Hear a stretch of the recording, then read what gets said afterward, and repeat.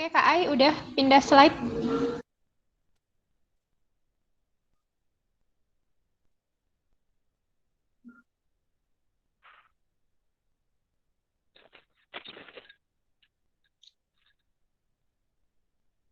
Oke, aku lanjut ya.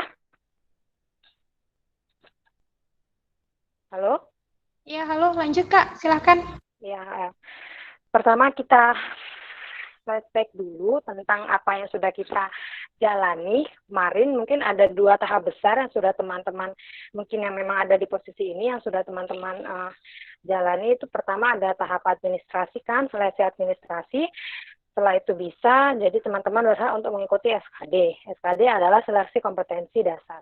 Bisa dibaca di sini SKD itu meliputi harus diteskan karena ingin melihat kemampuan dan karakteristik seseorang berupa pengetahuan, keterampilan, sama perilaku yang nantinya itu di-arrange itu bisa menjadi ciri-ciri seorang ASN atau PNS Republik Indonesia yang baik gitu. Nanti itu teman-teman kalau lolos ada 5 nilai besar ASN kita itu aneka, biasanya disingkatnya aneka. Nanti adalah itu teman-teman nanti berhak mendapatkan itu. Nanti setelahnya baru kita sekarang masuk ke SKB. SKB itu apa? SKB itu seleksi kompetensi bidang, yaitu menyeleksi dan untuk melihat kemampuan dan karakteristik seseorang berupa pengetahuan, keterampilan, dan perilaku yang diperlukan dalam pelaksanaan tugas dan jabatannya. Jadi SKB ini sudah mulai lebih mengerucut kepada bidang atau formasi tertentu yang diambil oleh kita gitu. Kenapa perlu SKB? Karena kita mau melihat individunya itu memiliki unjuk kerja yang bagus apa tidak gitu dalam melaksanakan suatu jabatan tertentu. Next, Kak. Next. Nah, sharing malam ini kita terdiri dari ini hanya outline aja sih. 1-7, next aja langsung nanti dibahas satu-satu untuk mempersingkat waktu juga biar kita lebih banyak tanya jawab atau sharingnya nanti. Yang pertama, pahami formasi jabatan yang teman-teman ambil. Kenapa saya bilang seperti itu? Next. Oke. Di sini teman-teman paham nggak kalau ternyata di aparatur sipil negara, lingkungan ASN itu ada beberapa jenis jabatan gitu. Ada jabatan administrasi, jabatan fungsional, jabatan pimpinan tinggi, dan jabatan tertentu, yaitu biasanya diisi oleh TNI atau Polri. Mereka kan statusnya juga ASN. Jadi jangan sampai maksud saya itu teman-teman itu di sini tidak tahu posisi yang teman-teman ambil atau teman-teman lamar itu ada di mana, jabatan administrasi atau jabatan fungsional gitu. Kalau jabatan Polri nggak, maksudnya nggak ada beda mungkin ya seleksinya bukan seperti yang SKD gitu. Kalau jabatan pimpinan tinggi itu namanya itu pergerakan karir nanti ke depan ke atas ya ke depannya kita bisa menduduki jabatan pimpinan tinggi ini, tapi dia nggak akan di awal karena syaratnya banyak termasuk masa kerja dan lain sebagainya. Kalau awal ya kita mungkin kemungkinannya hanya masuk di jabatan fungsional dan jabatan administrasi. Kenapa saya bilang penting atau mungkin di saat ini belum ada teman-teman yang belum tahu, misalnya aku ngambil analis atau pranata ilmu komputer gitu ya. Ini masuknya mana? Silakan teman-teman mulai cari sekarang. Itu masuknya jabatan administrasi atau jabatan fungsional. Karena ini menyangkut ke depan nanti. Mungkin tugas dan tupoksinya juga, tupoksi teman-teman nanti di lingkungan kerjanya seperti apa, mungkin termasuk gaji atau tunjangan seperti itu kira-kira sudah passion apa enggak dengan teman-teman. Harusnya kan memang dari awal ya sebelum kita memilih, tapi enggak ada salahnya sebelum kita SKB juga dipersiapkan lagi gitu untuk kemantapan kita. Next, Kak.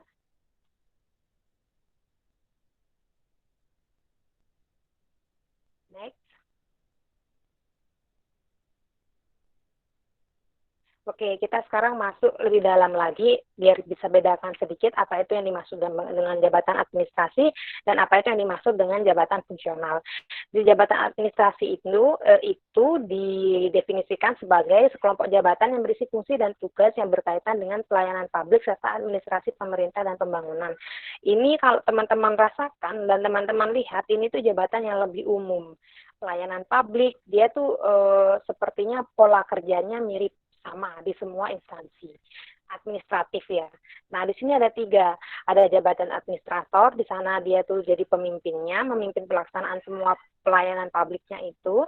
Habis itu ada jabatan pengawas, pengendalian, ya, yang mengendalikan, sama jabatan pelaksana. Nah, ini yang kerja gitu nanti gitu. Jadi ada pengawasnya, terus di atasnya lagi ada administratornya seperti itu. Kalau saya tidak keliru mengartikan. Selanjutnya next. Jabatan fungsional. Nah, ini adalah sekelompok jabatan yang berisi fungsi dan tugas berkaitan dengan pelayanan fungsional yang didasarkan pada keahlian dan keterampilan tertentu. Ini sudah kita punya keahlian dan keterampilan yang mengerucut, teman-teman. Misalnya, saya penyuluh keluarga berencana, kan, formasi saya adalah penyuluh keluarga berencana. Teman saya penyuluh pertanian gitu. Kami sama-sama penyuluh, tapi beda fungsi dan keahlian dan keterampilan yang diperlukan berbeda. Itu namanya jabatan fungsional. Dia mungkin memerlukan ilmu pertanian yang kompleks, mulai dari ilmu pertanahan, ilmu hama, ilmu tanaman, dan lain sebagainya. Sedangkan saya bukan itu faknya, bukan itu hubungannya gitu. Jadi bisa dirasakan ya teman-teman perbedaannya antara jabatan fungsional dan jabatan administrasi.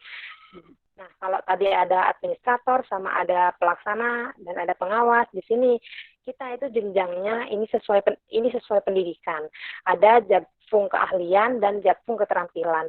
Biasanya keterampilan itu diisi oleh teman-teman dengan latar belakang pendidikan D3 ke bawah. Itu ada penyelia, mahir, terampil, pemula. Pemula itu biasanya diisi oleh pendidikan terakhir SMA. Terus naik lagi, nanti terampil naik, mahir naik, penyelia itu nanti naik jenjang jabatan namanya.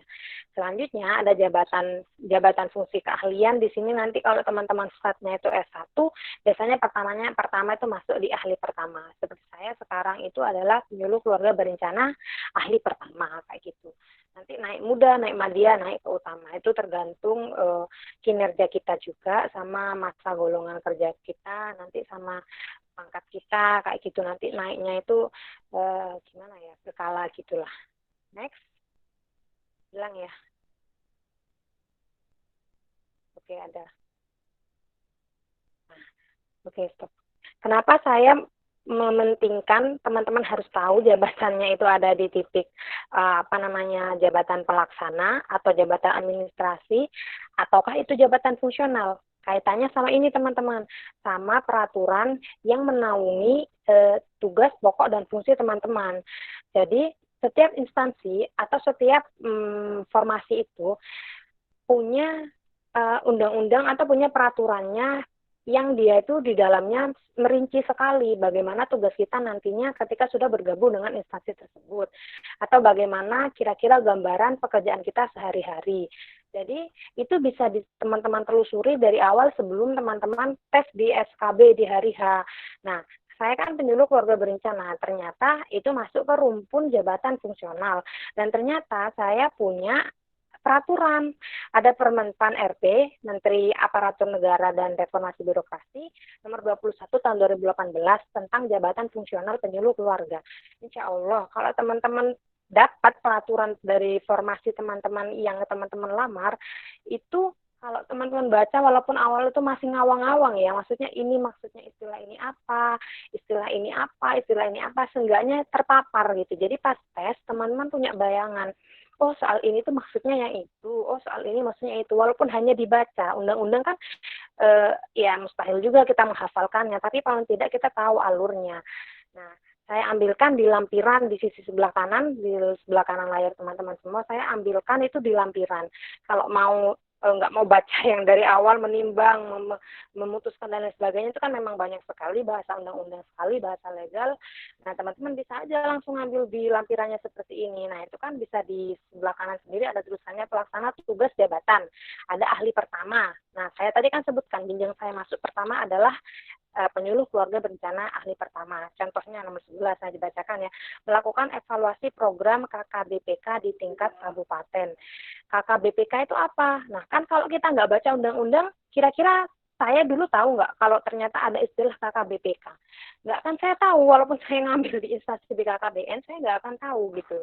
Walaupun tahu mungkin sekelibat saja dan itu lupa gitu. Tapi ketika sudah membaca undang-undangnya, membaca kira-kira kasarnya tugas saya nanti itu seperti apa, saya jadi tahu kalau ternyata KKBPK itu merupakan kepanjangan dari program kependudukan, keluarga berencana, dan pembangunan keluarga. Kayak gitu. Jadi ternyata kita, tugasnya salah satunya evaluasi program di tingkat kabupaten. Terus habis itu melakukan pembinaan Poktan BKB. Apa ya Poktan BKB ini? Kita nggak akan tahu kalau ternyata Poktan BKB itu kepanjangan dari kelompok kegiatan Bina Keluarga Balita, BKR remaja, BKR lansia. Kayak gitu teman-teman. Jadinya kita sudah terpapar sedikit demi sedikit dengan nanti kemungkinan soal yang bisa diprediksi di SKB, di CAT ya, Computer Assessment Test-nya gitu. Ini abaikan saja hasil kerja sama angka kredit itu nanti kebutuhannya untuk kenaikannya seperti saya sampaikan tadi dari ahli pertama, ahli muda, ahli madya sampai ahli utama. Ahli utama itu sudah golongan paling top di kami gitu. Kalau nggak salah di seluruh Indonesia belum ada satupun penyuluh keluarga berencana yang tingkatannya ahli utama, belum ada. Ahli utama itu belum ada. Kebanyakan itu mungkin setelah dari muda atau apa itu ada yang alih formasi, mungkin dia jadi peneliti atau dia jadi widya iswara seperti itu, kayak gitu. Jadi belum ada yang benar-benar sampai ahli utama karena itu tingkatnya sudah nasional. Pekerjaannya ini kalau saya kan masih tingkat kabupaten dan tingkat kecamatan. Kalau mereka sudah nasional bahkan mungkin internasional gitu. Nanti perjanjian pekerjaannya itu membawa tentang program KKBPK di tingkat nasional. Next, agak panjang yang ini tadi memang. Karena biar teman-teman paham tupoksinya mengetahui jabatannya ada di titik mana. Yang kedua, pelajari rumpun keilmuan yang mengisi formasi yang teman-teman ambil. Kenapa saya bilang penting? Ada alasannya. Next, Kak. Rumpun keilmuan. Oke. Maksudnya, pelajari rumpun keilmuan itu gini. Saya ambil kasus saya lagi ya teman-teman, karena ini real. Kalau yang lain itu saya juga kurang bisa mengeksplor gitu. Nah, misalnya saya adalah penyuluh keluarga berencana. Saat itu, formasi ini bisa diisi oleh 2 rumpun keilmuan dari sarjana kesehatan masyarakat yang seperti saya background pendidikan yang saya miliki, sama yang kedua itu SIKOM atau SIKOM dengan ilmu komunikasi ya, berarti itu ilmu komunikasi kan di kampus-kampus seluruh Indonesia itu beda-beda, ada yang masuknya di soshum, ada yang masuknya di mungkin science ya, karena dia ngambil lebih ke teknologinya atau saya kurang paham. Jadinya kita harus mengetahui saingan-saingan kita itu dari jurusan mana-mana aja gitu. Kenapa penting? Karena kita bisa memperhitungkan peluang di situ. Kira-kira kalau lulusan sarjana hukum itu membeludak di tempat saya, di wilayah saya atau gimana, atau memang kita tahu secara kasat mata, misalnya ya jurusan hukum itu adalah jurusan yang favorit semua orang, misalnya pasti kan kita bisa membanding atau memposisikan peluang itu untuk diri kita. Peluang itu bisa kita lihat dengan posisi banyaknya lulusan sama banyaknya jumlah formasi yang akan diambil kayak gitu. Itu pentingnya kenapa kita harus mempelajari atau mengetahui formasi ini bisa diisi oleh rumpun-rumpun keilmuan apa aja. Misalnya kita itu dulu pas awal tuh nyari jurusan kita aja gitu ya. Misalnya jurusan kita aja itu pertanian gitu. Hanya egois melihat satu titik pertanian aja gitu, itu juga enggak baik sih menurut saya. Jadinya kurang bisa memantau lapangan nanti di daya saing kita itu harus kita tingkatkan sebagaimana, sebesar apa kayak gitu. Kalau kita tahu saingan-saingan kita, rival-rival kita kan kita bisa tahu kelemahan kita di apa, kita tingkatkan di sebelah itu kekuatan kita apa, kita kuatkan lagi kayak gitu. Sama yang kedua, ilmu dan teori dasarnya bisa kita pelajari. Ini apa? Karena nggak akan mungkin kalau misalnya formasi itu memang bisa diisi oleh berbagai rumpun keilmuan itu tadi, nanti soalnya keluar hanya menitik beratkan di satu jurusan aja gitu. Ya enggak, akan mix blend dari semua jurusan background pendidikan yang tadi dibutuhkan seperti itu. Makanya saya bilang teman-teman juga perlu mempelajari ilmu dan teori dasar di rumpun keilmuan lain yang di luar teman-teman, tapi juga bisa masuk di formasi itu. Satu contoh biar mudah, saya aplikasikan ke dalam pengalaman saya dulu, karena saya itu bareng sama ilmu komunikasi. Saya juga belajar pertama di dulu itu awal-awal tuh saya belajar teori komunikasi, habis gitu tipe-tipe komunikasi, searah, dua arah, atau gimana media, habis gitu bagaimana cara advokasi. Itu kan mungkin di kita ada yang advokasi itu di Kesmas tuh belajar tuh advokasi kita, cara melobi-lobi gitu kan, tapi kan nggak sedetail orang-orang komunikasi kan, sampai mungkin berbeda gitu, dari sudut pandangnya berbeda. Makanya teori dasarnya mereka itu kita bisa pelajari lah secara impromptu, secara otodidak, di Google boleh, dimanapun boleh, yang penting itu bisa dipertanggungjawabkan source-nya, sumbernya gitu. Kayak gitu. Kenapa lagi yang ketiga alasannya jangan lupa tokoh-tokoh penting di rumpun keilmuan itu. Saya misalnya tokoh saya itu Bapak Kesmas Indonesia itu siapa gitu. Nanti saya juga pelajari di komunikasi, Menteri Komunikasi siapa, kayak gitu. Siapa tahu ya. Jujur memang soal SKB ini tidak sejelas kisi-kisi SKD. SKD itu kan jelas sekali ya teman-teman, mulai dari TIU, TWK, TKP itu jelas sekali keterangannya itu gini. Jadi teman-teman bisa mempelajari secara runtut. Kalau SKB ini benar-benar out of apa ya saya bilangnya, out of the box gitu. Kadang apa masuk gitu. Kenapa bisa gitu nanti saya jelaskan di belakang. Makanya persiapannya itu sebenarnya butuh sedikit lebih luas kita jangkauannya, karena memang dia bisa dari manapun gitu masuk bank soalnya gitu. Itu ya teman-teman kenapa tadi kita harus tahu juga rumpun keilmuan mana yang mengisi formasi kita. Next kakak.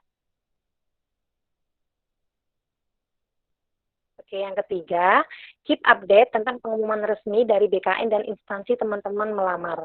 Kenapa BKN? Karena BKN ini kan panselmasnya ya, maksudnya panitia seleksi nasionalnya atau lembaga badan yang berwenang untuk menyelenggarakan seleksi CPNS ini memang BKN yang ditunjuk oleh negara. Habis gitu, instansi teman-teman itu pastilah ya.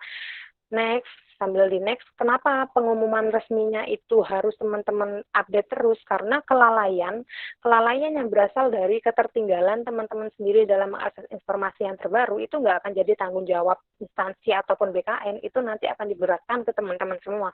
Misalnya teman-teman membaca pengumumannya setengah-setengah gitu, maksudnya dan tidak ada komunikasi lagi dengan teman-teman lain di grup pasti banyak kan grup-grupnya itu sudah pasti, walaupun masih dalam tes udah ada dari Jatim, udah ada dari mana, saya juga merasakannya itu kayak gitu.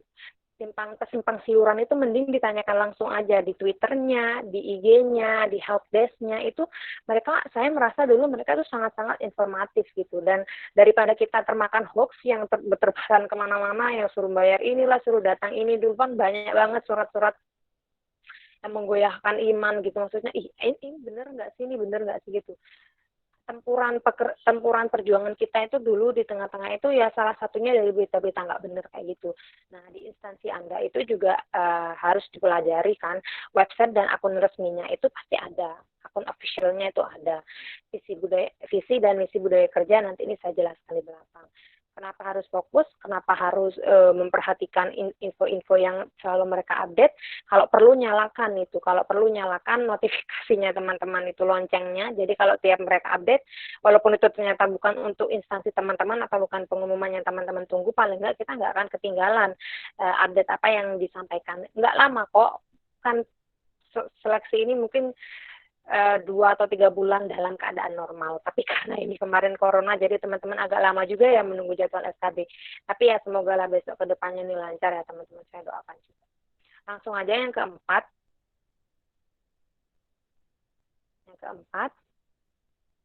Next, Kak. Oke, yang keempat, kenapa harus penting?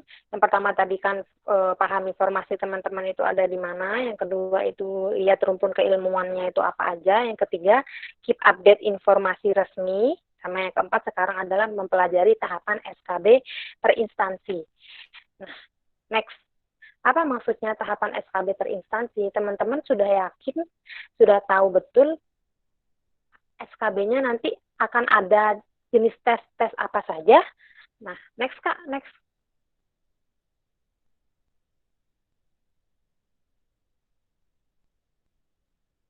Oke. Berbagai macam tes SKB dan tahapan SKB-nya itu ada namanya CAT, Computer Assessment Test. Yang kedua ada TPA, yang ketiga ada TPK atau tes praktek kerja. Tes praktek kerja itu mungkin kayak kalau dosen tuh setahu saya teman saya tuh ada dia tuh micro teaching dan dilihat oleh berbagai panelis gitu. Dinilai gitulah cara dia menampilkan bahan ajarnya kayak gitu. Tes bahasa asing. Kalau nggak salah Kementerian Keuangan itu sejak dari sejak dari seleksi administrasi mereka sudah mengharuskan calon pegawainya mempunyai nilai TOEFL minimal 500 atau 450 seperti itu kalau nggak salah. Maksudnya seperti itu. Tes fisik kesemataan ini tuh sangat erat dengan misalnya Kementerian Pertahanan, kementerian yang uh, Kemenkumham mungkin ya kayak gitu yang penjaga sipir kayak gitu kan harus lari-lari. Dan saya dulu waktu MCU medical check up itu di rumah sakit di poli eksekutif ketemu juga sama calon PNS dari B BNN Badan Narkotika Nasional. Itu mereka harus bisa renang, harus bisa petrok lari berapa gitu. Nah itu namanya tes fisik kan. Nah itu harus teman-teman perhatikan dari awal di instansi teman-teman tesnya apa aja. Kira-kira teman-teman nggak bisa renang, tapi teman-teman ngambil Kemenkumham atau ngambil yang tadi Kemenhan Pertahanan gitu. Kira-kira masuk nggak itu? Maksudnya kan nggak match sama kemampuan yang kita miliki seperti itu. Makanya harus mengetahui dari awal. Nanti di SKB itu ada apa aja nanti yang akan diteskan di instansi ko. Ada psikotes, ada kesehatan jiwa, dan yang terakhir ada wawancara. Kebetulan saya kalau instansi pusat itu boleh menggunakan lebih dari satu SKB, satu tahapan SKB, misalnya chat combine sama wawancara, chat combine sama tes fisik kayak gitu yang tadi saya jelaskan itu instansi pusat. Instansi pusat itu seperti instansi kementerian, lembaga non kementerian, badan kayak gitu tuh. Nah, next kalau instansi daerah seperti Pemprov atau Pemda itu harus ada chatnya, harus chat bahkan kalau instansi daerah itu. Next, Kak.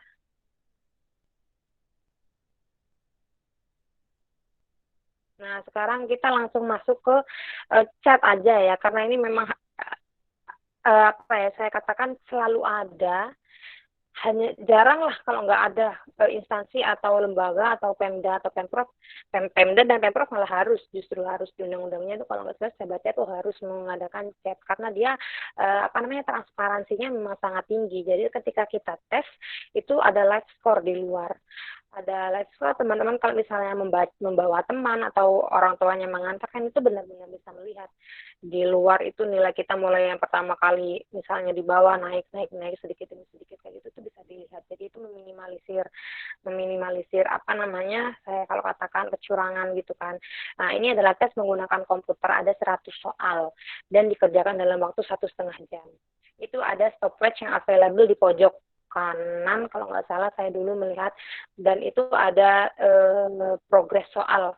Jadi misalnya ada 100 soal, misalnya kalau belum dijawab itu warnanya merah, kalau dijawab warnanya hijau. Jadi kita itu bisa milih-milih dulu gitu. Misalnya yang gampang dulu dikerjain itu kelihatan kok. Itu selain stopwatch penunjuk waktu, sisa waktu, sama progres pengerjaan soal tuh ada di komputernya. Gak usah worries teman-teman, gak usah panik. Ini udah belum apa belum ya? Mana lagi yang belum gitu balik-baliknya ada kok nanti di komputernya. Next.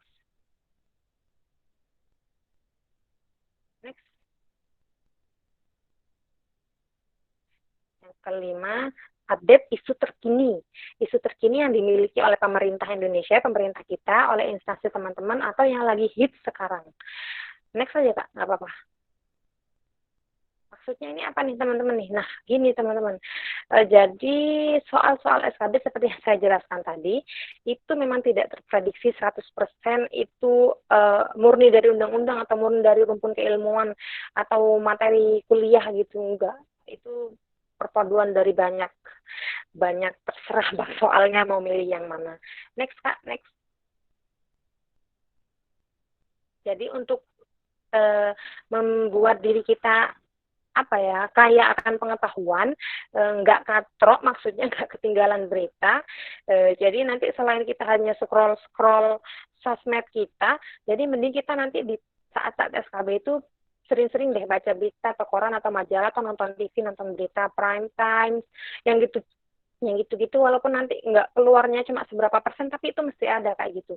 Ini nih yang kedua, pelajari program-program pemerintah seperti Nawacita. Pemerintah sekarang kalau sekarang Nawacitanya jilid 2 ya, yang Presiden Jokowi dengan Wakil Presiden Bapak Ma'ruf Amin, teman-teman pelajari Nawacita jilid 2 seperti apa, RPJMN sampai 2024 itu seperti apa, program pemerintah itu ada. Nanti teman-teman walaupun 2, 3, 4 butir tentang nawacita itu pasti, ya saya nggak bilang pasti ya, nggak pasti jumlahnya 4 gitu, tapi adalah soal tentang ini. Tapi kan lumayan menyumbang poin gitu. Kalau nggak salah satu soal berarti poinnya 5, tapi nanti nilainya tuh nggak diambil secara absolut gitu, nanti ada persentasenya gitu. Saya kurang paham itu integrasinya. Selanjutnya mempelajari visi misi pemerintah. Selanjutnya mempelajari visi misi, budaya kerja, dan struktur organisasi teman-teman, instansi yang teman-teman lamar. Ini bisa dilihat di mana teman-teman? Bisa dilihat di websitenya. Website instansi teman-teman itu sekarang kalau nggak salah Kementerian, lembaga, dan lain sebagainya itu sudah berlomba-lomba memperbaiki konten informasi yang ada di website mereka. Jadi visi misi itu hafalkanlah, nggak apa-apa, hafalkan sampai nanti teman-teman lulus, sampai nanti teman-teman itu pemberkasan, sampai teman-teman itu nanti laksar. Visi misi budaya kerja itu akan terus ditanyakan terus menerus. Kalau ketemu senior atau nanti pas lagi jurit malam gitu kan, kalau kayak seperti itu, nah itu ditanyain ini apa, budaya kerjanya apa. Nggak akan mungkin kita, kalau lupa ya nggak jalan gitu deh. Jadi teman-teman itu maksudnya hafal itu mungkin secara redaksi, literasi hafal gitu. Nah nanti secara prakteknya mungkin meresap lama-lama nanti kalau ketika teman-teman sudah masuk di instansinya. Membaca undang-undang atau peraturan terkait instansi. Ada kok teman-teman. Misalnya teman-teman ini nanti melamar penyuluh kesehatan masyarakat, atau penyuluh promosi kesehatan, atau epidemiolog, atau apa gitu ya. Kalau istilah-istilah yang saya sebutkan aneh, maaf ya teman-teman, saya mengetahui sebagian besar dari jenis formasi kesehatan yang biasanya diambil. Ya sama pun dengan peraturan teman-teman yang lain, misalnya penerjemah, atau misalnya analis jabatan gitu, anjab kan, analis jabatan gitu. Itu biasanya ada peraturannya seperti yang saya sampaikan di depan tadi. Sama kalau ini maksud saya membaca undang-undang atau peraturan terkait instansi. Misalnya kalau Kemenkes atau dengan turunan-turunan di bawahnya, mulai dari Dinkes Prof sampai Dinkes Kabupaten Kota, berarti teman-teman harus mempelajari undang-undang kesehatan, undang-undang BPJS tentang itu dan lain sebagainya, yang itu berkaitan erat dengan pelaksanaan kerja teman-teman di bidang tersebut gitu. Misalnya saya ada, kalau nggak salah BKKBN itu Undang-Undang Nomor 52 itu tentang kependudukan dan pembangunan keluarga. Itu kan amanah negara tentang mengatur kependudukan dan pengembangan keluarga. Ternyata di situ di dalam disebutkan yang berwenang, instansi yang berwenang untuk menangani masalah itu adalah Badan Kependudukan dan Keluarga Berencana Nasional. Nah kayak gitu. Nah itu dipelajari juga sedikit-sedikit. Itu ada tugas kita secara umum, target pemerintah, harapan pemerintah terhadap instansi kita, itu ada. Yang terakhir, peka terhadap isu terkini. Nah, saya kasih bukan dua bocoran sih, dua yang lagi memang hits. Kita tahu semuanya. Sekarang teman-teman tahu kita lagi ada di tengah masa pandemi. Jadi mulai kapan COVID itu confirm positif di Indonesia, gimana penanganannya, satgasnya seperti apa, gitu teman-teman sebaiknya pelajari gitu. Karena kalau nggak salah di web Satgasnya sendiri, Satgas Nasional COVID itu juga cukup jelas menurut saya. Jangan lupa nanti sempatkan ya teman-teman sebelum tes belajar di web itu gitu, baca-baca gitu. Sama percepatan penanganan stunting. Stunting sekarang lagi hits banget di kalangan kita. Ada 11 instansi, kementerian dan lembaga yang bersatu dalam menggerakkan program penanganan stunting di Indonesia. Banyak, mulai dari Kemenkes, Pendidikan, Kementerian Agama, Kementerian BKKBN juga, ada Bappenas juga. Kalau nggak salah ada jumlahnya 11 KLI, Kementerian Lembaga Instansi, itu yang bekerja bergotong royong jadi satu untuk menangani stunting ini. Karena apa teman-teman?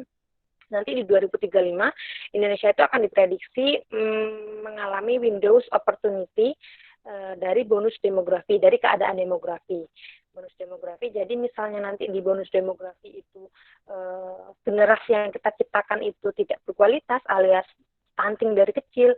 Nah, yang ngisi Indonesia di 2035 itu diharapkan kan berkualitas gitu, makanya stunting orang-orang yang sekarang itu dibuat atau dihilangkan stuntingnya agar generasi berikutnya itu berkualitas seperti itu. Makanya ini lagi hits banget di kita ini, hits stunting. Next teman-teman. Next. Sepertinya, oh ya bisa. Yang keenam itu adalah berusaha belajar dan berdoa. Ini klise banget saya mengetahuinya, teman-teman juga sudah tahu. Tapi ini beneran nyata adanya. Itu tadi 1 sampai 5 itu usahalah ya, masuk usahanya teman-teman itu menurut saya. Terus belajarnya ya setahu apa kita usaha tadi itu kita ulang-ulangi, kita tiap hari sempatkan 2 jam 3 jam kita urut, kita kita membiasakan seenggaknya dalam tiap hari itu ada yang terpapar gitu di pikiran kita. Itu dari poin 1 sampai 5 tadi itu. Kan nggak mungkin 1 sampai 5 itu kita habiskan dalam waktu 2 malam saja atau 1 minggu aja gitu kan, kita harus terpapar agak lama gitu. Sama berdoa. Berdoa itu di sini jangan lupa minta doakan kepada kedua orang tua kita. Karena ya itu manjur banget, karena itu tembus banget ke langit sepertinya. Nggak sepertinya sih beneran, karena memang, dan minta doain siapapun lah teman-teman. Siapapun yang lewat di depan itu teman-teman mintain doa deh. Saya dulu juga kayak gitu, teman saya lagi chat, doain ya kayak gitu deh. Minta doa, kan kita nggak pernah tahu doa mana yang akan terkabul, doa kapan yang akan terkabul, doa siapa yang akan terkabul. Minta aja doa ke semua orang, dan kita juga tingkatkanlah perbuatan baik kita dulu ya. Nah, berbuat baik, bersedekah kayak gitu. Tujuannya itu ya kembalikan lagi kepada Tuhan gitu. Jangan berharap ya jadi ceramah kayak mama deh. Enggak, maksudnya jangan berharap ada kebaikan yang balik ke diri kita. Enggak, kita niatnya pasrahkan aja semuanya sama Tuhan. Mungkin kan Tuhan nanti ngasih keikhlasan apapun yang terjadi di hati kita. Itu kan yang lebih adem ya teman-teman. Menurut saya. Lupakan next. Ini klise banget memang, tapi saya memasukkannya biar teman-teman itu nggak lupa. Next Kak. Next.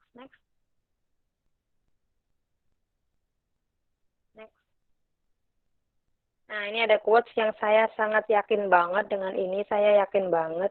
Saya suka banget dengan quotes ini. Saya aja nggak tahu dia itu siapa yang ngomong, tapi saya udah megang quotes ini dari saat saya masih SMP mungkin ya. Ada katanya keyakinan adalah setengah dari kenyataan. Yaudah teman-teman yakin aja. Dari pertama berangkat udah yakin bisa, yakin mampu, yakin lulus. Kayak gitu. Tapi ya usahanya juga ada, B3-nya tadi itu ada gitu teman-teman. Yakin doang, modal-modal yakin doang ya nggak lucu juga. Maksudnya setelah semua teman-teman lakukan, setelah semua teman-teman struggle so hard gitu ya, ya udah ini yang terakhir keyakinan. Karena menurut anonim ini saya juga nggak tahu dia menurut siapa, atau nanti teman-teman ada yang pernah tahu nanti kasih tahu aja ke saya biar saya bisa nampilkan source-nya. Keyakinan adalah setengah dari kenyataan. Saya selalu percaya ini. Next. Terakhir, belum kita diskusi. Nah, yang terakhir, the day, hari H nih teman-teman, the test day. Di the test day ini saya perlu sampaikan ke teman-teman. Next. Bahwa materi-materi SKB yang dalam CAT itu yang bisa yang tadi itu sudah saya sebutkan tentang computer assessment test itu, kalau fungsional ya sama si pelaksana, yang pelaksana juga disusun oleh jabatan. Ada kok tadi pelaksana juga bisa menggunakan soal-soal yang punya fungsional juga ketika dia satu rumpun atau tidak ada perbedaannya sangat mencolok. SKB itu disusun oleh instansi pembina jabatan fungsional. Instansi pembina jabatan fungsional selanjutnya diintegrasikan ke dalam bentuk soal CAT BKN. Ketika teman-teman nanti memasukkan PIN login ke nanti laptop teman-teman saat SKB, itu nanti keluar gini teman-teman bahasanya, bank soal mengacak gitu. Dari 200.000 atau berapa ratus ribu atau gitu, berapa puluh ribu gitu, dah saya lupa, 20.000 atau 200.000 gitu. Bang, soal mengacak itu ya pas lagi loading ngacak itu tuh saya selawat banget teman-teman. Maksudnya itu dengan apa, dengan kekuatan doa saya tuh berharap soal-soal yang teracak untuk komputer yang saya duduki itu adalah hal-hal yang sudah saya pelajari dan saya sudah pernah terpapar paling tidak sebelumnya gitu. Harapan saya seperti itu. Jadi sekitar 1 sampai 2 menit itu ada seperti proses pengacakan dari bank soal gitu. saya lihat di samping saya juga seperti itu. Jadi nggak akan pernah sama teman-teman dengan samping kanan, samping kiri. Walaupun jaraknya itu sangat dekat, ya nggak akan sama. Karena memang kadang dia juga nggak tahu, kita nggak kenal dia itu ngambil informasi apa, dia itu ngambil informasi apa. Saya juga nggak tahu di depan, belakang, samping kanan, kiri saya, dia ngambil informasi apa. Sama kayak saya apa enggak, saya juga nggak tahu gitu. Jadinya udah fokus aja sama diri teman-teman sendiri kayak gitu. Trik saya dulu, bukan trik saya sih, pengalaman saya dulu pas lagi ngacak soal tuh saya selawatin banyak-banyak gitu. Jadi biar nggak terlalu melenceng kemana-mana soal SKB itu. Karena memang kan banyak juga yang cerita SKB itu aku ngelamarnya apa, keluarnya apa gitu. Ada teman saya tuh dia SKM juga, dia ngelamar di analis kesehatan.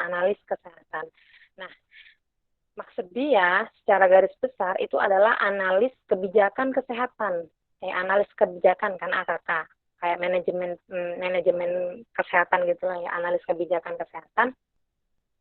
Karena itu kesmas gitu. Karena kita tahu di kesehatan masyarakat itu yang hal-hal klinis banget itu nggak dipelajari oleh kita. Mungkin just for your information aja gitu, just to know aja gitu kan, alat-alat lab, terus apa namanya, spesimen-spesimen yang diambil atau lain sebagainya itu nggak terlalu detail dipelajari kan.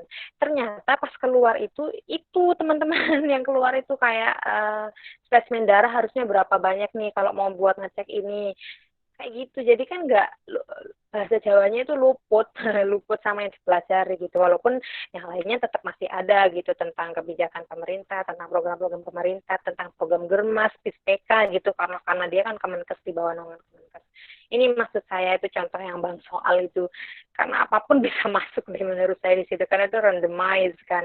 Ya walaupun pasti sudah di coding yang formasi ini pasti yang masuk sini harusnya ini kan, namanya juga sistem gitu kan. Next. Ada tips and tricks dari saya, ada 4 tips and tricks ini dari saya. Keep relax and do not panic. Kenapa biar bisa keep relax dan do not panic, teman-teman usahakan jangan sampai terlambat. Menurut saya itu udah pagi waktu itu datangnya. Ternyata ada yang sudah ngantri beribu-ribu gitu. Jadi saya tuh agak sedikit panic attack. Ini yang golongan aku ini udah masuk apa belum ya? Padahal walaupun secara jam itu masih kurang 1 jam lagi atau kurang 45 menit lagi, tapi melihat berjubel seperti itu sudah ngantri administratif itu, jadi kita tuh terdampak gitu ke mental kita gitu. Kan itu nanti kita masih harus menyerahkan kartu seperti kartu tanda kepesertaan kita. Itu beda sama SKD. Nanti kita kan ngeprint lagi, karena nanti kita dikasih PIN baru lagi kan. Nah, waktu SKD ya udah nggak akan bisa dipakai. Ini kan PIN-nya baru nanti. Dan selain itu teman-teman juga akan diperiksa secara fisik kan, cewek sama cewek, cowok sama cowok diperiksa. Ada barang-barang yang atau barang-barang atau kecurangan-kecurangan yang dibawa ke dalam kan, nanti tas teman-teman juga dijadikan satu, nggak boleh bawa apa-apa, nggak boleh bawa apapun deh menurut saya itu. Bahkan ini alat tulis pun sudah disediakan di sana, sudah disediakan banyak banget, sama ini rautannya juga. Mungkin ada yang boleh memperbolehkan bawa sendiri, ada yang nggak boleh gitu. Ada yang waktu itu boleh bawa air, tapi ternyata ada yang nggak boleh, beda-beda gitu sih. Tapi teman-teman intinya jangan terlambat agar tidak mempengaruhi kesiapan fisik kita. Cukupi segala persiapan administrasi seperti saya tadi bilang, apa yang kira-kira sudah diumumkan dari awal, apa aja dibawa, jangan sampai ketinggalan, daripada teman bolak-balik ke tempat penginapan atau tempat saudara atau tempat teman kan, daripada kita waktu terbuang sia-sia. Dan jangan lupa sarapan, biar nggak kayak saya dulu keluar tes tuh langsung lemas karena saya nggak makan karena saya cuma minum susu deh kalau nggak salah. Habis itu saya baru cari makan, dan itu sudah, walaupun dapat makan ya, nggak makan snack gitulah, snack itu sudah nggak ada nafsu buat makan snack.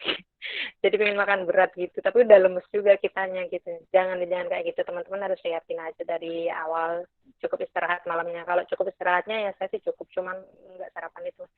Do from the easiest, yang nomor 2, teman-teman kerjain dari soal yang menurut teman-teman paling mudah dan teman-teman paling yakin itu benar. Kenapa? Karena soalnya itu 100, waktunya cuma 90 menit. Jadi satu soal tuh nggak ada 1 menit, ya kan teman-teman? Nggak ada 1 menit. Jadi jangan terpaku di soal yang susah. Jangan teman-teman. Yang yakin dulu. Misalnya teman-teman dari kata kuncinya udah ada nggak, aduh, nggak pernah sama sekali kepapar nih sama ini. Ya udah tinggal aja. Menurut saya, kalau dari saya dulu ngerjainnya gitu. Terus ada apa namanya display progress yang tadi di pojok kanan itu, kanan atas itu, kita bisa balik lagi ke situ ntar di saat waktu yang masih free time, yang masih banyak, daripada kita udah terlanjur lama-lama mikir atau ngarang di satu itu, ternyata nanti kita bisa melewatkan 3 sampai 4 soal yang ternyata kita benar, tapi kehabisan waktu itu kan secara logikanya, secara ini kan nggak benar gitu. Maksudnya bukan nggak benar sih, itu kan cuma dari aku, maksudnya bisa kita lebih manfaatkan lebih optimal lagi kayak gitu waktunya.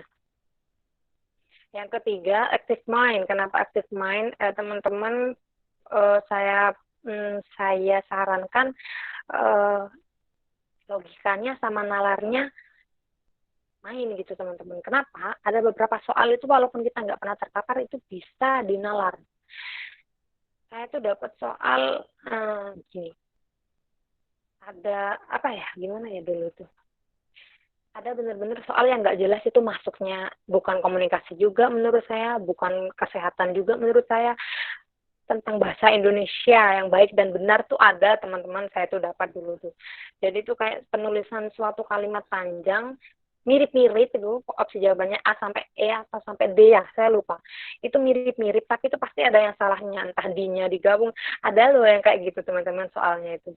Nah, itu kan butuh logika ya, butuh ini yang benar mana gitu. Habis gitu ada juga misalnya penyuluhan dilakukan dengan audiens yang seperti ini tipenya. Kira-kira media yang paling tepat, paling efektif digunakan itu apa? Walaupun itu ada teorinya, teman-teman. Tapi misalnya kan di situ dikasih tahu gambaran audiensnya itu katanya tua, umur sekian gitu, umur segini.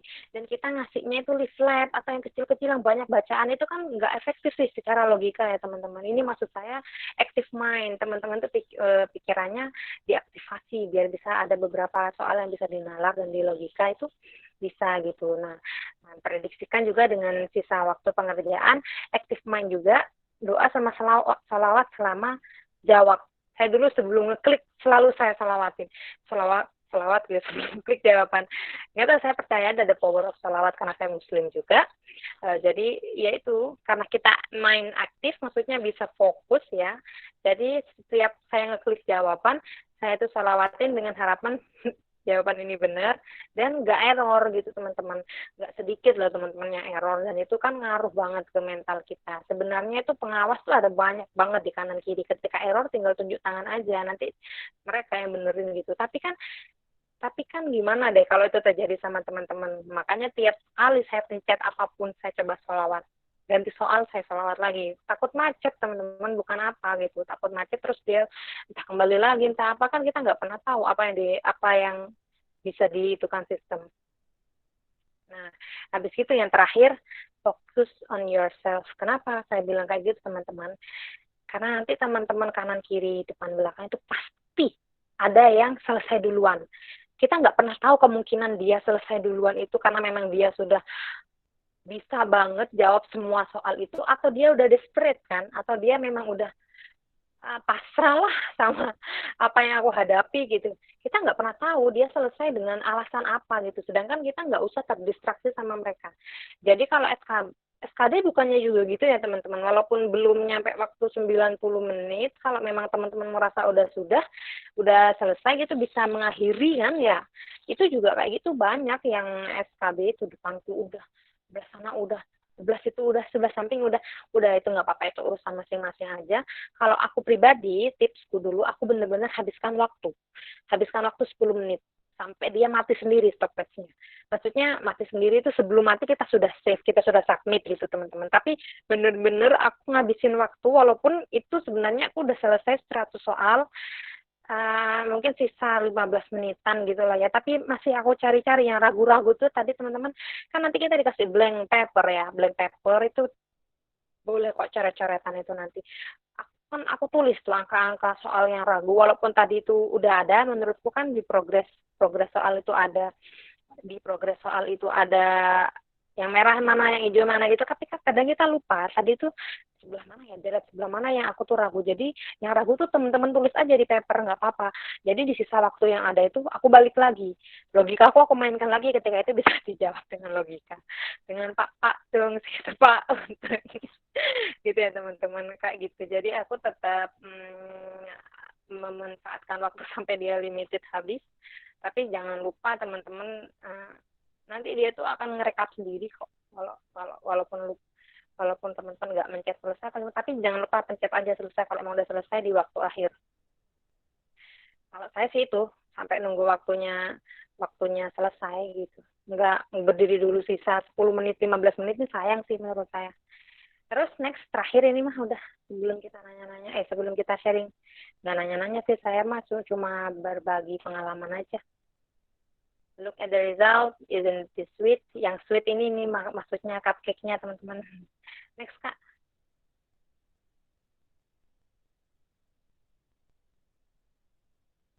Nah, ini hasil integrasi nilai SKD dan SKB.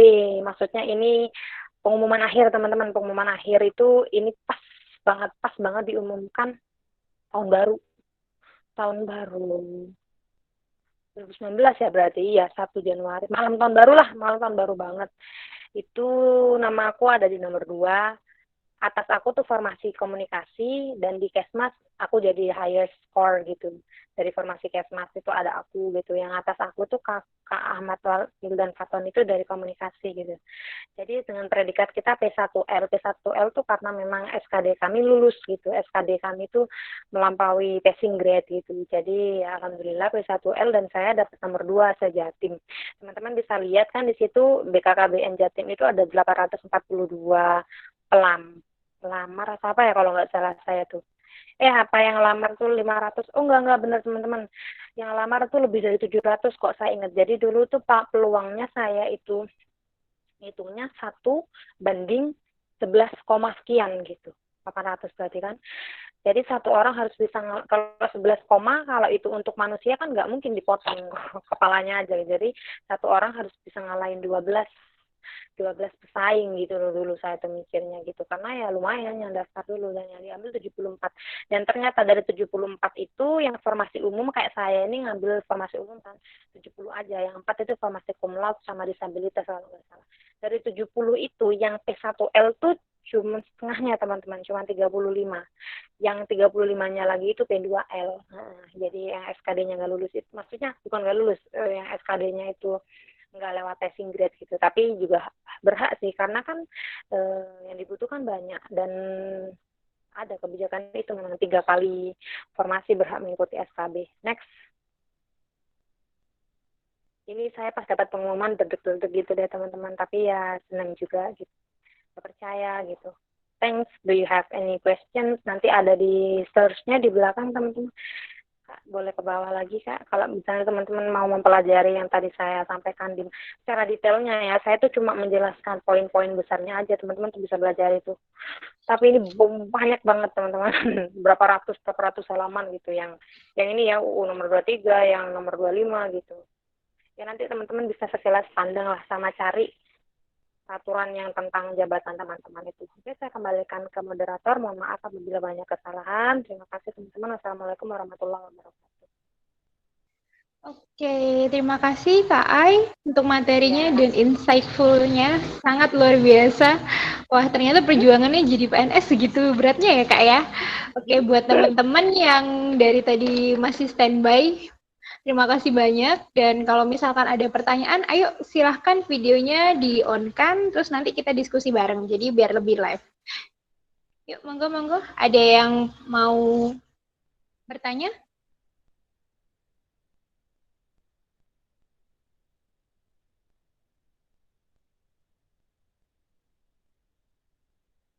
Sharing mungkin teman-teman. Dulu kakak tesnya di mana gitu kali. Yang untuk CAT kan itu pakai TPA ya Kak ya. TPA-nya belajarnya gimana Kak dulu? Aku tuh dulu Sambil TPA-nya kalau yang nunggu di teman-teman nanya nih. ya CAT itu TPA tuh nggak terlalu banyak di CAT menurut aku. Tadi tuh ya pas aku sampaikan di materi-materi itu eh, yang di beberapa tahapan SKB selain CAT itu ada TPA, itu mungkin TPA-nya itu terpisah kayaknya Kak dari yang CAT. Kalau yang CAT murni itu pas aku dulu nggak ada TPA lagi kayak SKD gitu. Kan ada tuh instansi yang kayak warteg, tes warteg gitu-gitu lagi tuh ada juga yang kayak gitu kan, itu juga masuk TPA itu. Tapi kalau ke BKKBN kebetulan waktu itu CAT aja sih, nggak ada apa namanya tahapan SKB lainnya. Dan TPA-nya itu menurut aku kayaknya seingat aku nggak dapat lagi deh soal TPA di SKB itu. Aku ya nggak tahu kalau yang lain mungkin ada, tapi gambar figural test aja gitu, dan itu nggak banyak, satu atau dua gitu. Oke, ini ada pertanyaan Kak dari Pradip Iramdan. Kak, untuk SKB ada tips buat wawancara nggak? Ya mungkin Kak Ai bisa ceritain wawancaranya berapa orang, wawancaranya mungkin waktunya atau pertanyaannya gitu, sama tips-tipsnya gitu. Oke, kebetulan di BKKBN CAT-nya tuh SKB-nya tuh cuma CAT aja. Nah, jadi aku nggak pernah merasakan wawancara untuk di tes SKB. Cuman aku ada lah teman-teman aku juga yang dia itu dapat di wawancara SKB waktu SKB Kementerian apa ya kalau nggak salah itu. Kemenristek Dikti kalau nggak salah itu ya, Kemenristek Dikti. Nah, dia itu ada wawancaranya, tips and tricksnya itu kalau dari teman aku sih memang sama kayak aku tadi, tidak panik, pakai pakai pakai pembawaan diri yang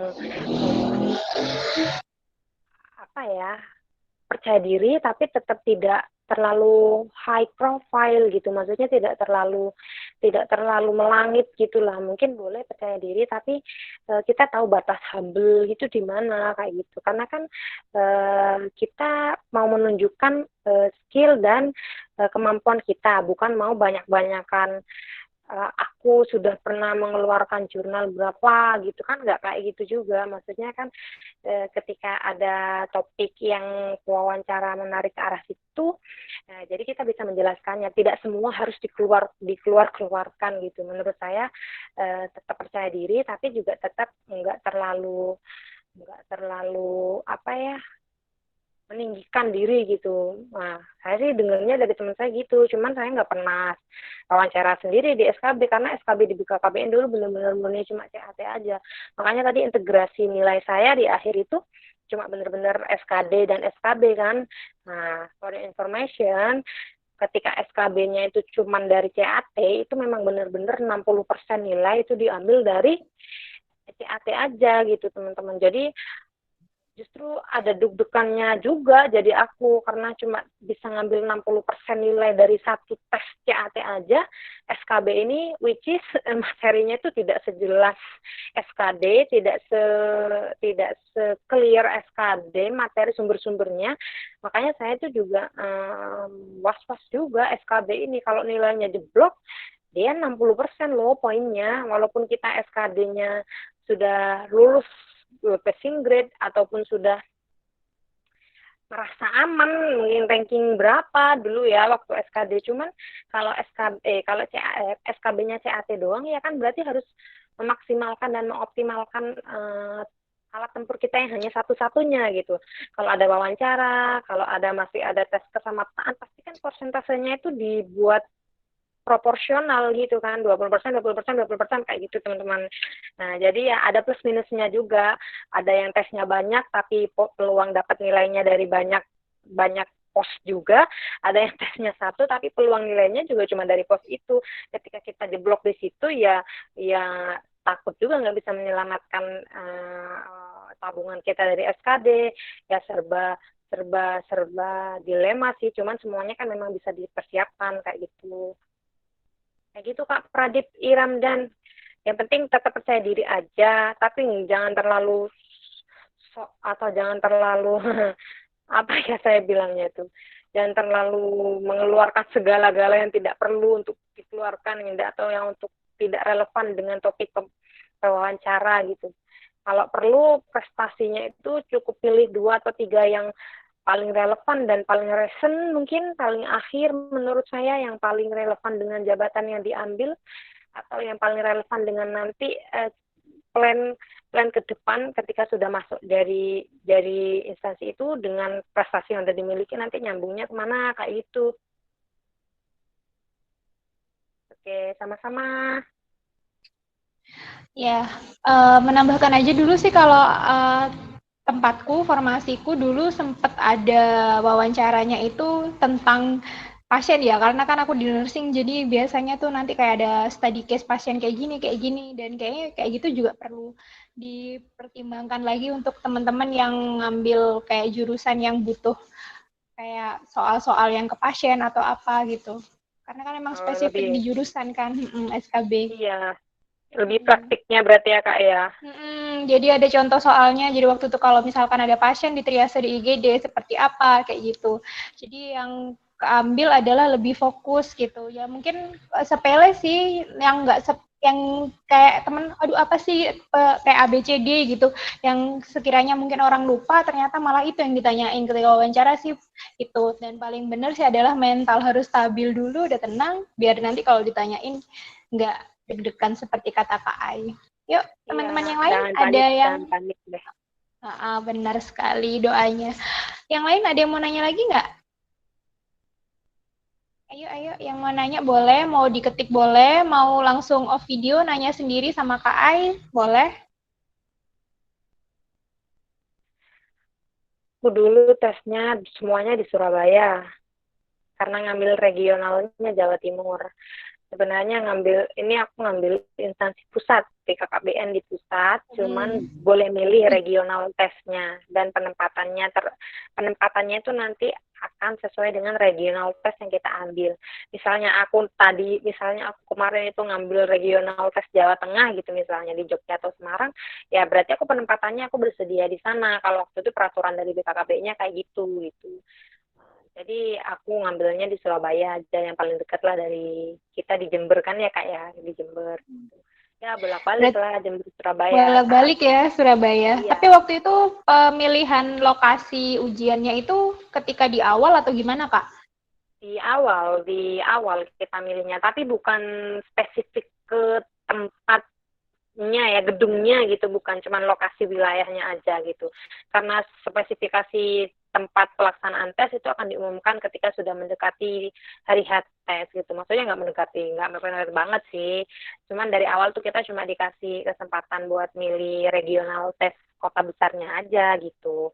Nah, pas tesnya itu ada yang di Empire Palace, ada yang di apa tuh BKN regionalnya gitu kan, nggak tahu kita dapet yang mana. Kita baru tahu yang tempat-tempatnya itu di akhir-akhir.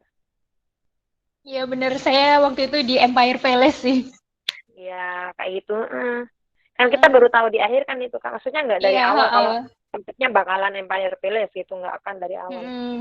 Dan itu kan kita harus survei dulu kan, karena kalau nggak gitu kan kita nggak tahu lokasinya, karena kan Benar. gedung segede itu kan benar-benar mempersiapkan mental. Oke, ini ada yang nanya lagi Kak, Pradip Iram Boleh. dan lagi Kak, berarti soal untuk CAD SKB itu nggak hanya dari Juknis yang tertuang di UU formasi terkait ya? Ya, nggak hanya dari itu, cuman sebagian besar mungkin bisa dikatakan dari formasi yang kamu ambil, yang diambil oleh Kak Pradip Iram dan ini. Makanya dari itu saya tadi kasih juga insight atau source yang secara prediksi kemungkinan bisa masuk juga ke soal-soal SKB CAT, bisa dari bisa dari rumpun keilmuan yang juga bisa ngisi di formasi itu, bisa dari isu-isu terkini, bisa dari program-program pemerintah yang relevan atau yang relate dengan formasi kakak yang diambil itu, kayak gitu. Nggak cuma dari undang-undang, dan nggak semua ada undang-undangnya yang benar-benar spesifik gitu. Spesifik kayak aku penyuluh keluarga berencana itu udah spesifik, cuman undang-undang itu yang pakai bukan undang-undang, itu peraturan pemerintah, peraturan menteri. Permen itu yang pakai cuma penyuluh KB gitu. Kan ada yang peranata humas atau apa gitu. Misalnya gitu kan itu bisa dipakai oleh semua instansi gitu.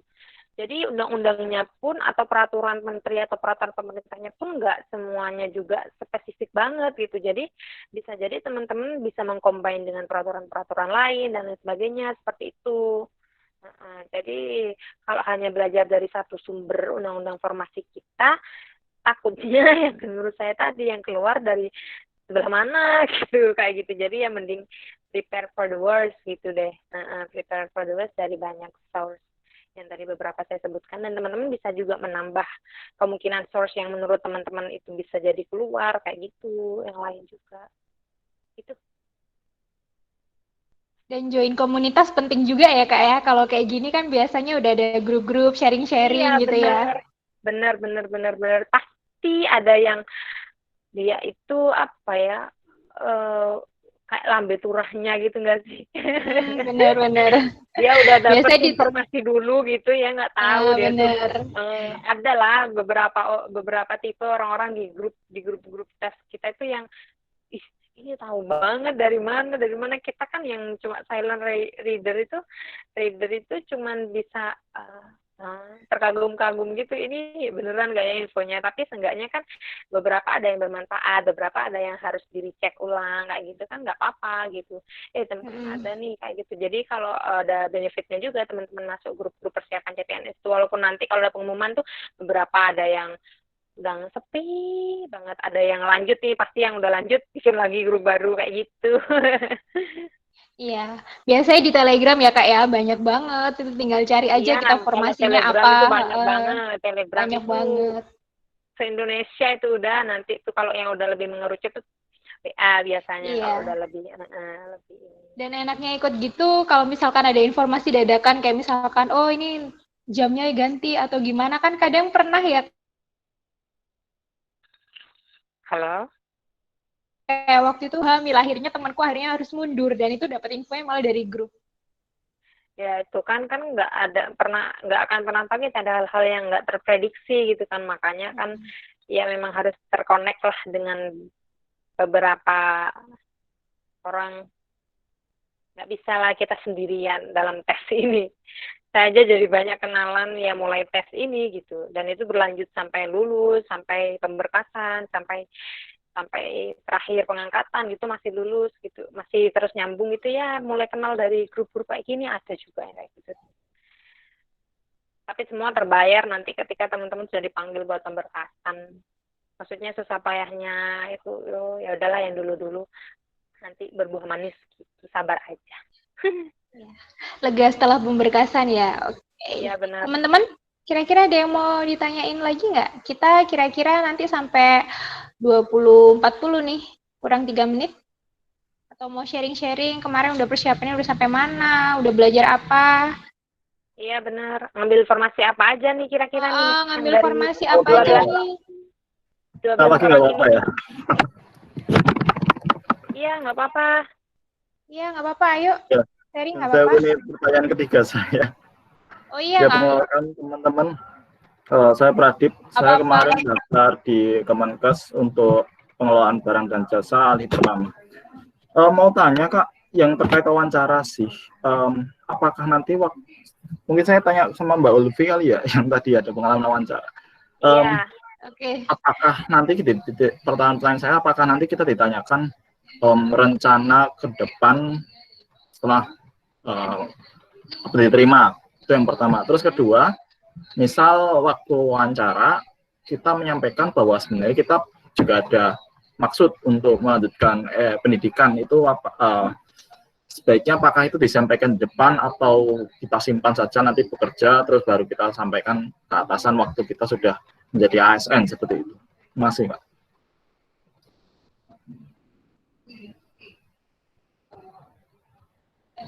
ASN planning ke depan kamu itu kayak gimana? Minimal 5 tahun ke depan tuh waktu itu sempat ditanyakan sebenarnya. Kayak misalkan aku kan dulu kan di perawat Pratama ya, di yang pertama, terus abis itu kan penempatan aku kebetulan ngambilnya karena di Jawa Timur, jadi penempatannya hanya di rumah sakit tertentu. Jadi pasti terus juga karena aku cewek ditanyain, nanti rumah sakitnya nih di area infeksi, terus kamu gimana? Kayak gini, rencananya nanti planning mau nikah atau gimana, mau ikut suami atau enggak. Karena itu kan akan menentukan ketika kita penempatan. Jadi itu aku bilang sih jujur dari awal. Untuk masalah studi, dulu sih ditanyain, cuman aku nggak bilang untuk planning detailnya misalkan dalam waktu berapa tahun, karena sebelumnya aku udah nyari. Jadi misalkan untuk kebutuhan jurusan aku, dengan misalkan aku jadi PNS, itu boleh izinnya berapa tahun, karena nanti mungkin akan ditambahkan ya sama KAI, kayak misalkan izin untuk tubel itu berapa tahun, macam-macam, kayak tergantung instansi. Kalau yang waktu itu yang aku lamar itu minimal 2 tahun dulu, jadi nggak boleh sekolah. Jadi sebelumnya udah nanya-nanya dulu, udah cari-cari info dulu tentang masalah tubel.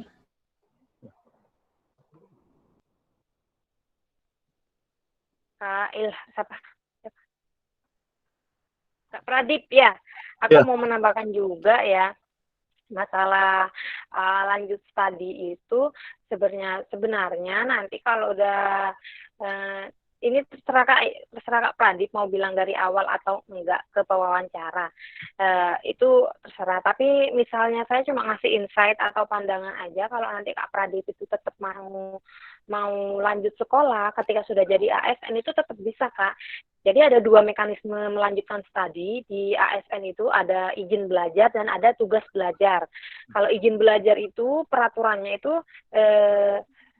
itu ada jarak tertentu yang diizinkan Kak Pradip itu boleh ngambil kuliah lagi gitu. Itu kalau tugas belajar tuh kalau izin belajar tuh itu Kak, nggak enaknya itu ada ketentuan batas jarak antara tempat kerja dan kampus. Maksudnya mungkin kenapa jarak itu diatur agar tidak mengganggu kinerja juga ya, mungkin agar tidak mengganggu kinerja juga, dan itu nggak boleh Sabtu dan Minggu atau kalau nggak salah itu.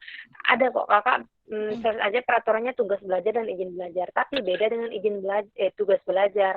Kalau izin belajar kan tadi kayak gitu. Terus kalau tugas belajar itu sejauh apapun, mau belajar di benua Eropa ujung sebelah utara mungkin itu nggak apa-apa. Yang penting memang kita udah diizinkan dan diberi rekomendasi paling nggak dari eselon 2 kita atau dari atasan langsung kita, itu nggak apa-apa. Dan itu mekanismenya ada Kak, untuk ASN, untuk sekolah lanjutan itu ada. Tinggal nanti seberapa diri kita mau struggle, seberapa diri kita mau buka komunikasi dengan atasan, seberapa besar diri kita itu meyakinkan atasan kalau kita memang mampu untuk bisa mendapatkan kesempatan belajar lagi. Nah itu nanti bisa kok diupayakan setelah jadi ASN. Tapi benar kata Kak Fia tadi, harus minimal memiliki masa kerja sekian tahun gitu, tertentu, masing-masing beda per instansi. Kalau di saya di BKKBN setahun punya masa kerja sebagai PNS sudah boleh gitu. Tapi jatuhnya tetap 2 tahun, karena kita dalam 1 tahun setelah PNS itu, setelah dapat pengumuman dan berkasan itu kan jadinya masa percobaan dulu, CPNS, setahun CPNS. 1 tahun. Nah, baru 100% pelantikan, baru setahun lagi PNS, jatuhnya ya tetap 2 tahun gitu. Cuman kan bisa tetap, maksud saya itu poinnya Kakak tetap bisa sekolah walaupun udah jadi ASN. Apalagi sekarang program Jokowi itu SDM-nya itu harus ditingkatkan. ASN itu SDM ASN itu kalau dulu saya itu Latsar itu pelatihan dasar itu Prajab ya kalau nggak salah. Kita itu ASN milenial yang sekarang itu dipersiapkan untuk reformasi birokrasi Indonesia Emas 2045. Nanti generasi boomers itu kan akan pensiun. Nah, akan pensiun lah. Boomers itu yang sudah bapak-bapak yang sudah hampir pensiun itulah ya Kak ya.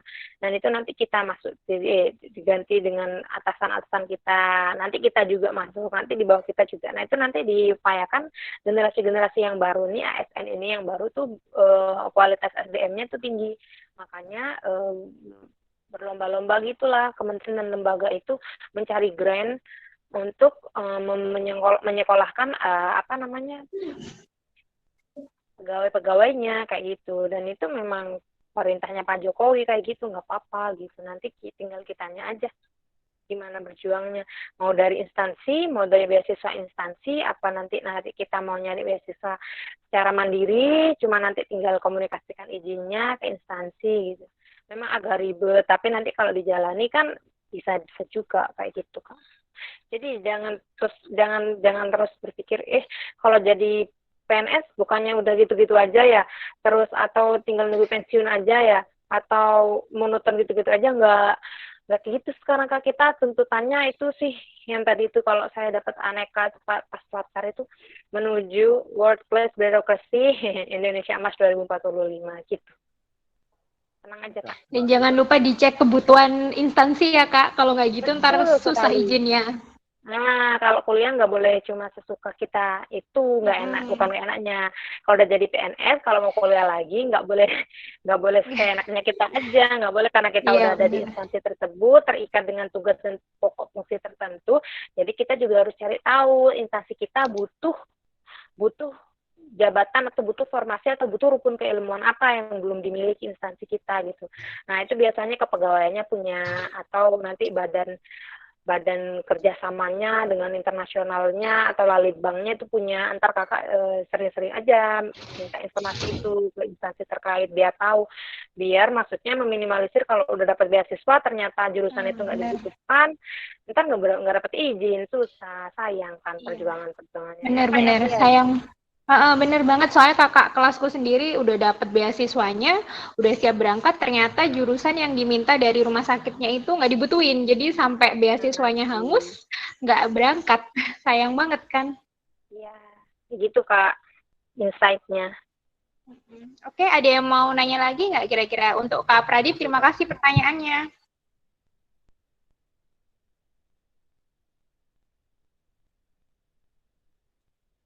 Gimana teman-teman, mau ada yang ditanyain lagi? Kalau misalkan nggak ada, kita akan close sekarang. Tapi kalau masih ada pertanyaan, boleh nanti di grup mungkin Kak Ai bisa menjawab. Ya boleh. Boleh ya? Oke, oke. Boleh. Oke, Kak Ai mau ada closing statement atau nggak nih? Nggak usah deh kayaknya kak. Nggak ada, ya udah. Oke, makasih teman-teman untuk waktunya. Walaupun mungkin tadi agak telat karena jaringan ada yang keluar masuk atau gimana, kita terima kasih banget udah stay sama kita dan mohon maaf kalau misalkan ada kurang-kurangnya dan kalau misalkan ada yang mau ditanyakan boleh sekali nanti di grup. Selama kita bisa jawab, kita akan jawab. Terima kasih atas kehadirannya teman-teman. Terima kasih banyak teman-teman. Assalamualaikum. Salam.